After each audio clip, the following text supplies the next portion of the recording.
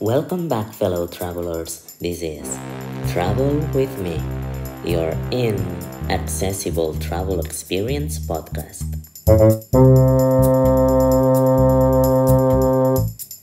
If you enjoy the show and would like to be a part of it by sharing about your cities or telling us your accessibility horror stories, you can visit us at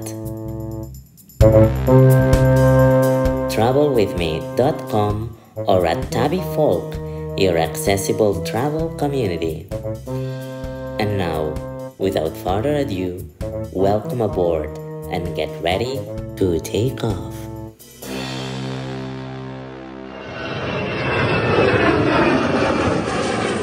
So, what's on the menu today? Our full course will be mostly focused in North America with a little bit of Australian sauce. For starters, we're going to visit New York, followed by our first tourist attraction accessibility review, where we'll be going to Niagara Falls. Then, as our main course, we'll have an accessibility horror story taking place in Canada. And we'll finish up with some accessibility news and, as always, our sounds of the wall. So let's begin with the accessibility review of our city of the day. Welcome to New York.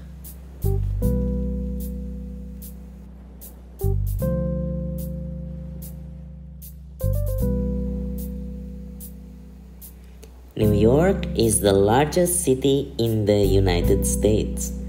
It's famous around the world for its unmistakable skyline, the rectangle of green in the heart of Manhattan known as Central Park, its Broadway shows, and its yellow cabs.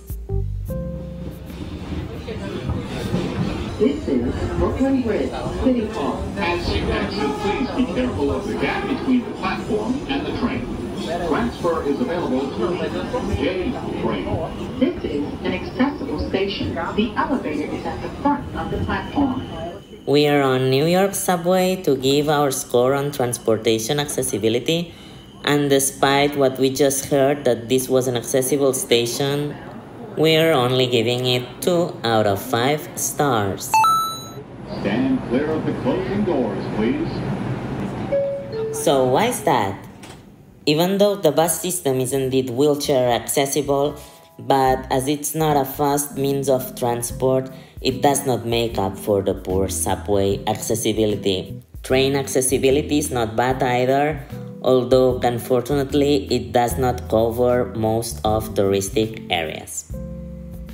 Next, streets accessibility. Wait. We are giving it a total of 3 stars. Wait. By the way, no one is drilling anything.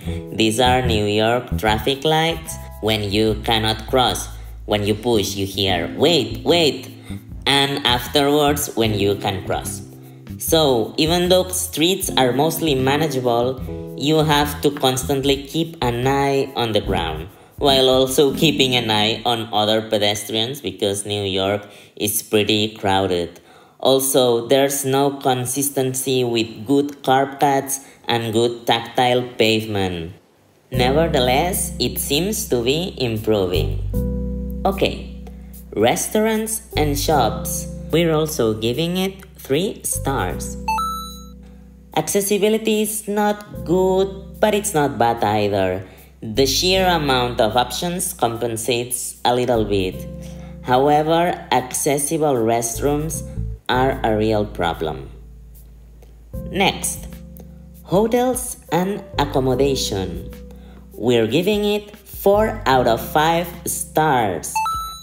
Despite many hotels not being wheelchair accessible, there are also many that are in different price ranges. However, lower budget options in peak season combined with poor subway accessibility that could otherwise get you fast to centric locations may be an issue. We are on the Brooklyn Bridge to give our score on tourist attraction accessibility. Actually, we're giving it a 5 out of 5 stars. Even though it is still not perfect, but overall it's one of the best in the world. All main tourist attractions are wheelchair accessible, including skyscrapers, museums, and parks. Also, many museums and Broadway shows have other accessibility features for people with visual impairments or hearing disabilities. And finally, getting there. 3 out of 5 stars. Most people in New York will be getting there by plane, and getting from the airport to central Manhattan or vice versa by public transit can be tricky due to the aforementioned poor subway accessibility. Taxis and shuttles are your best option. With this, we have finished the accessibility review. The overall accessibility score is 3.3 out of 5 stars. As you have seen, New York City's accessibility really takes a hit due to problems with the subway. Despite that, tourist attractions are still top of the class worldwide, and accommodation should not be a problem either. Remember that this has been a summary. For the full report with all details, also details on accessible taxis in New York, you can go to travelwithme.com or visit TabiFolk community and download it from there. Also, I would like to give my special thanks to Guilherme, who lives in New York, for his help with the review and also for his really cool audios. And now we are opening a new section and we are flying to Niagara Falls for our first tourist attraction review.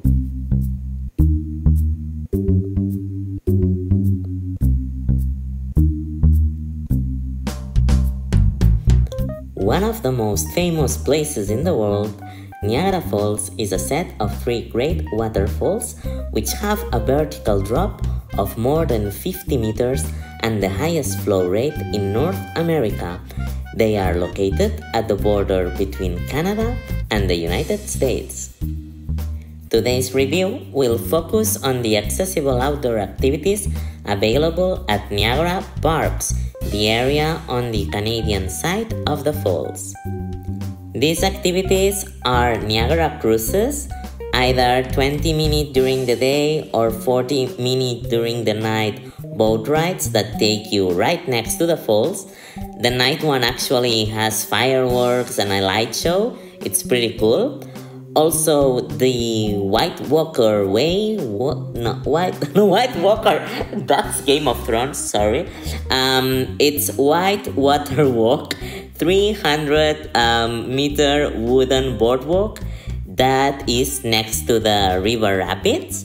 And finally, the Journey Behind the Falls, which is a 50-meter tunnel behind the falls with 2 windows and a couple of observation decks.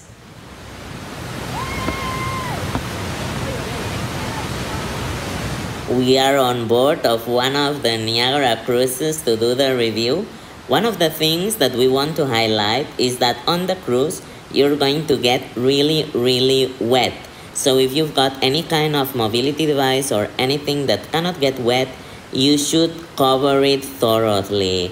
Actually, there's a cabin on the cruise, so if you are inside the cabin, you won't get wet, so you can be safe there. But if you are more adventurous, be ready for the water.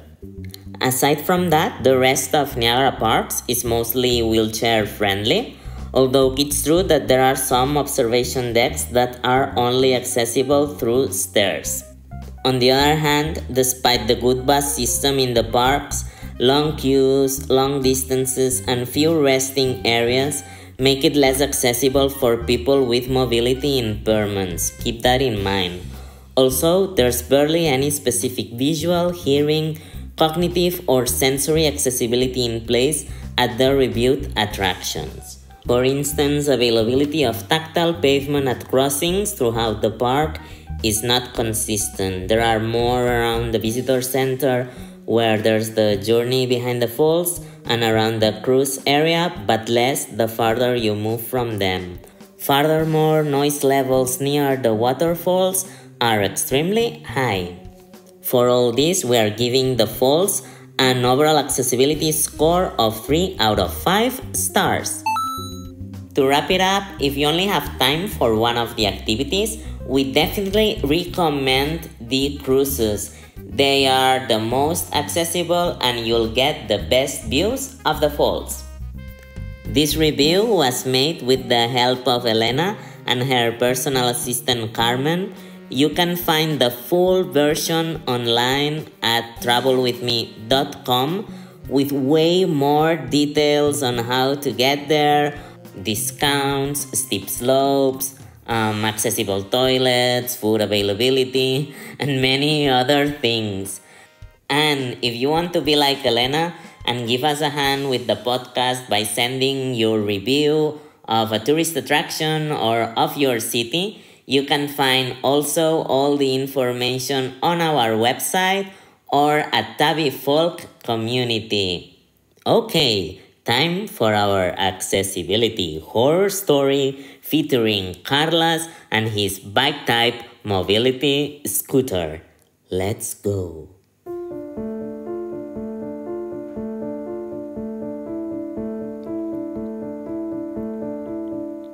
From Barcelona to Toronto, a transoceanic trip with one connection flight in Rome.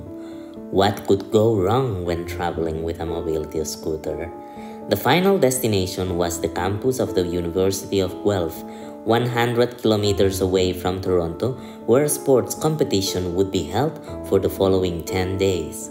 Afterwards, I'd be going on a week tour that take me to the Niagara Falls, Washington, and New York. My mobility device for the trip was one of those bike-type electric scooters that you attach to the front of your wheelchair. Mine was quite bulky, but the driving range was large, so a single charge would easily take me through a full day of sightseeing. Anyway, at Barcelona airport, with all the battery details of my scooter ready for the airline, I boarded smoothly.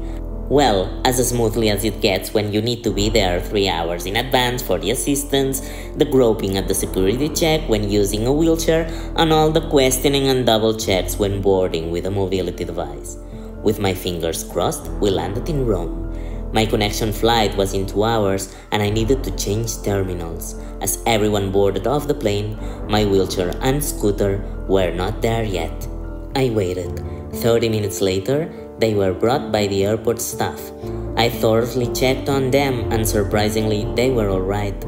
I was ready to go and did the process again to catch the next flight, although this time with the extra pressure of the tight schedule. After the 8-hour flight to Toronto, when the only thing that I wanted was to get the hell out of the airport and rest, there was a bit more waiting for my wheelchair and scooter after landing. Again, all went as smooth as it could.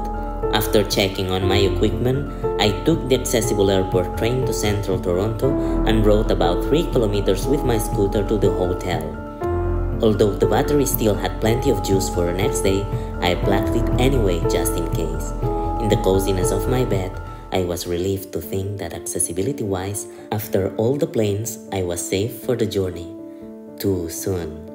The following night, after a long day of wheelchair lifts to board trains, a long scooter ride to get to the university, and settling in the athlete village, I realized that the battery was lower than it should have been after charging it the previous day. I plugged it and waited. The battery was not charging. I waited more. Nothing, not even a 1% up.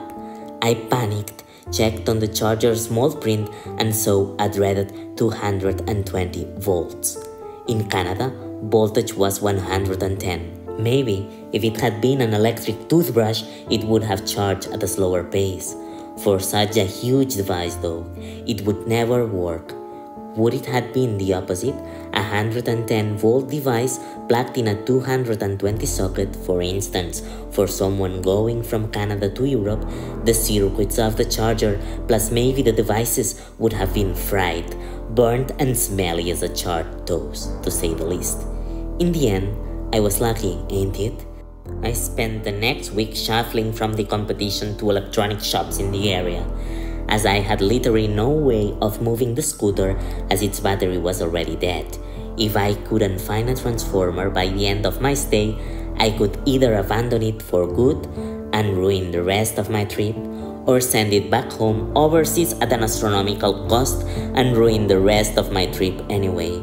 The competition was already a ruin, so the least I could do was to try to save the trip.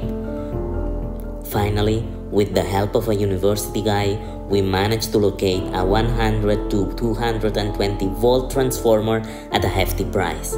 It was a more than 3 kilogram cube, nearly as big as a melon, that looked more like an amp for a heavy metal band rather than equipment for my mobility device. It would be difficult to explain to security at the airport why was I carrying that thing.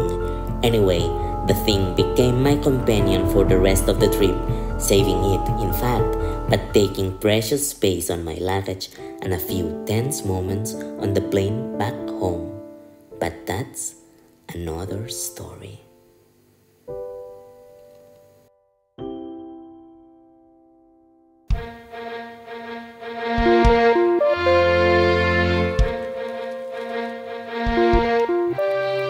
Well, we've reached the end of the story, and it leads us directly to our tip of the day.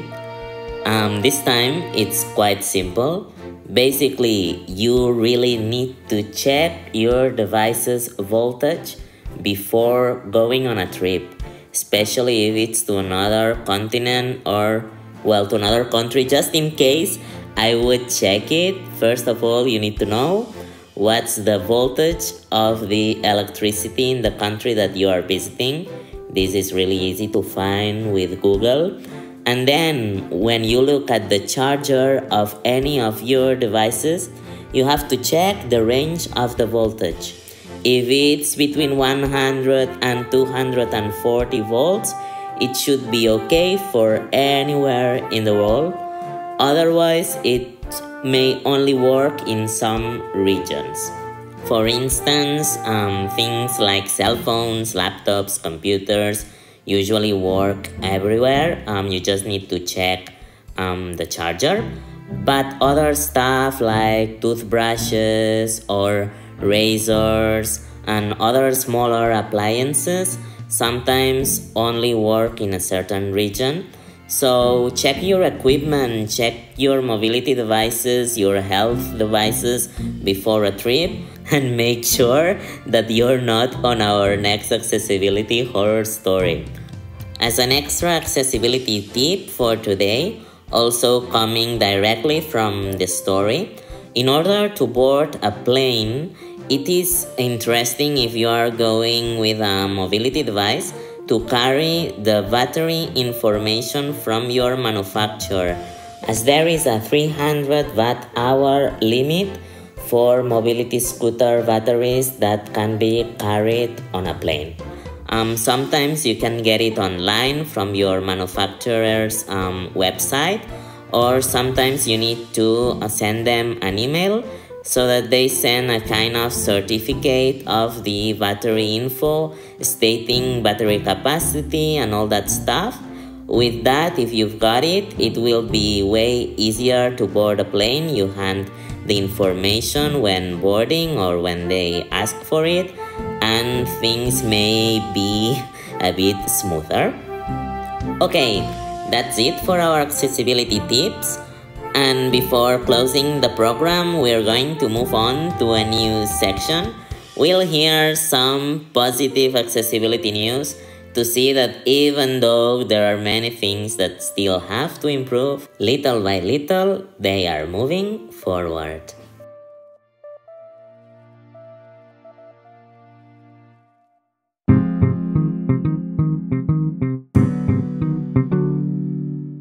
Hello everyone, this is your forgetful news reporter from the sofa. This is today's Accessibility News Flash. Accessibility program at Minnesota International Airport.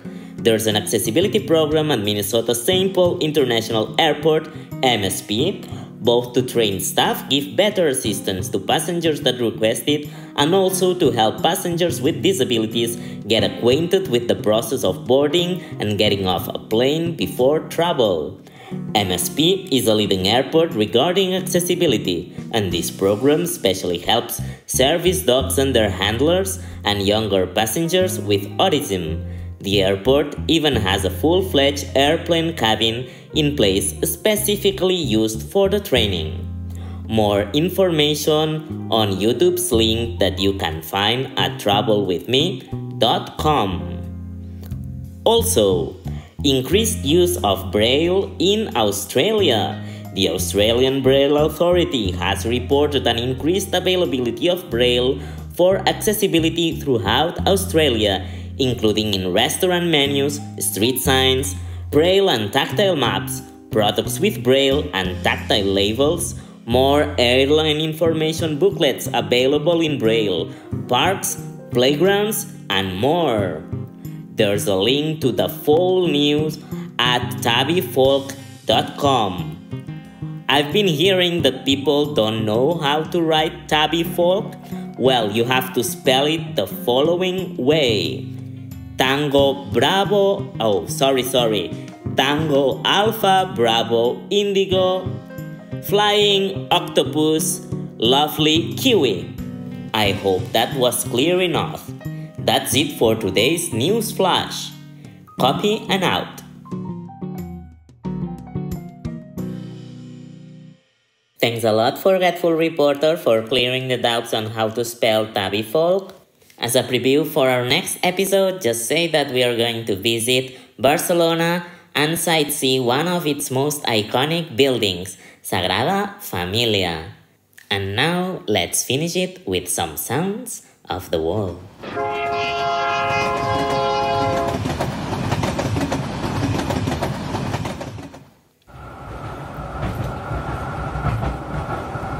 As we recently heard news from Australia, our first sound of the wall comes from Melbourne. We are on board of one of its tramways. Some of them are accessible and some of them are not, we hear. And our second one is a notice from New York subways. Hello everyone. The New York City Police Department would like to remind you to keep your... With this, we say goodbye. Have a good day. And see you next time, fellow travelers. Or an MTA employee. Thanks for riding with us.